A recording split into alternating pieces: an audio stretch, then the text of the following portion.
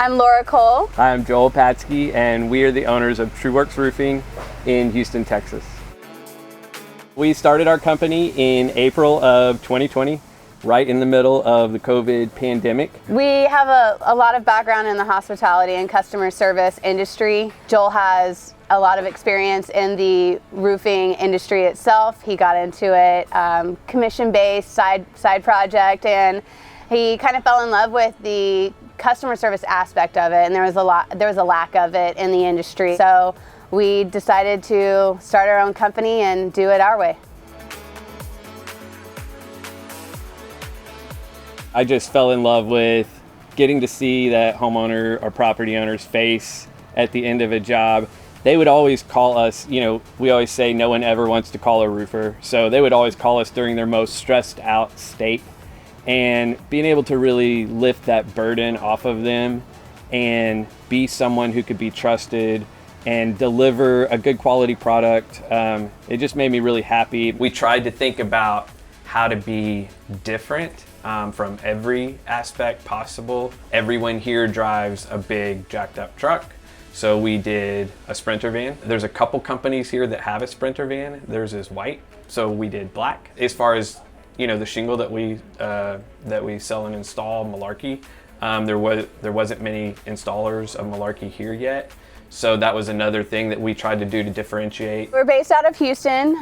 We're both born and raised in and around Houston. I really love the diversity here in Houston, and I believe that we speak to everybody. Everybody has a roof, and I think that we are, as salesmen and as customer service representatives, are able to really listen to each customer. I believe that we're the people to do that job correctly and provide great quality service. The first year, the biggest thing I learned really quick, the difference between owning a company and working in one, is we are never ever off work. So 24 hours a day, 7 days a week. Laura will be answering the phone at 6 a.m. Sunday night at 10 at night. People are calling and they have a need, and we want to be there for them. Grit and determination, work through it, and I think our relationship is better for it. And it's rewarding, how hard it was. It's very rewarding then to look back. When I get on their roof and then get back down and explain to them exactly what I found, preventative measures, how we're going to go about it, how they can expect an inspection report at the end of the day. Here's my card. It was great meeting you. Tell me your concerns. And I let the homeowner talk. It really puts them at ease. And a lot of female homeowners as well. They are working from home, and sometimes they're not married, or husband's not home, but they feel comfortable knowing that me, and also being the owner, that I will be showing up, and they can have an easier time, I think, having a conversation about moving forward. If you're qualified to do this job, you should work for us.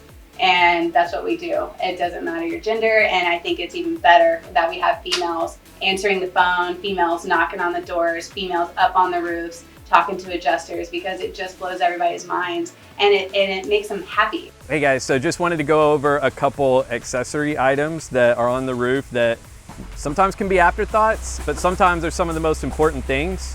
When we get called for repairs, many times it is a pipe jack, a pipe boot. And whether it's a lead jack that squirrels end up chewing on, or it's one of the 3-in-1 bases, they can have leaks over time. And so what we use is, we install on all of our roofing systems, it's called a bullet boot. And basically what it is, it's a one-piece silicone sleeve that slides over the PVC, has a little screen to keep like any critters out or anything. It's actually a hail rated bullet boot, and it won't rust, it won't corrode, it doesn't have any seams, it's never gonna leak. So this is really, the finishing touch on a really great roofing system to make sure that it lasts.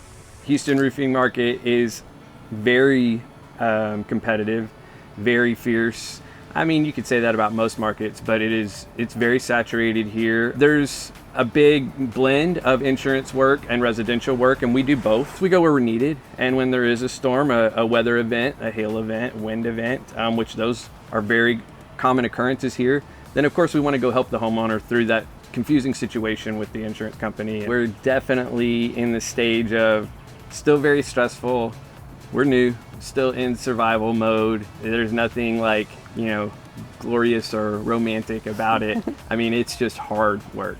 We are so thankful that we finally are able to be in the positions as owners to have employees and really recognize their strengths. From my experience in the roofing industry, training is one of those things that is really missing. I come from restaurant industry, and you get trained way better to sell a burger than you do to sell a $30,000 roof. We always did 7 days of training. You have to know every menu item, and it's like with roofing, it's like follow this guy in the car for a day and then get out there and good luck, you know. So that's something I think we really wanted to try to improve on. If you're somebody that's not happy where you're working, you're thinking about doing your own thing, I think I would advise to consider going and working for a really good company first.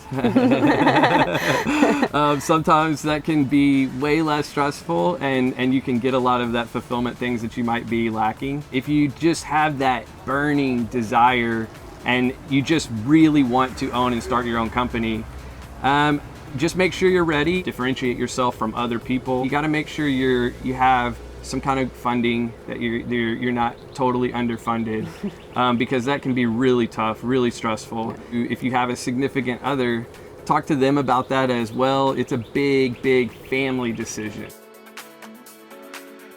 It's very tough as a homeowner to know who to trust, who to hire. You read reviews. You definitely want to, I think, have them to your home. Ultimately, you really you're left to your own intuitions. You want to talk to somebody, and you really just want to look them in the eye, and you want to know that they're a good person and that they're going to do what they say.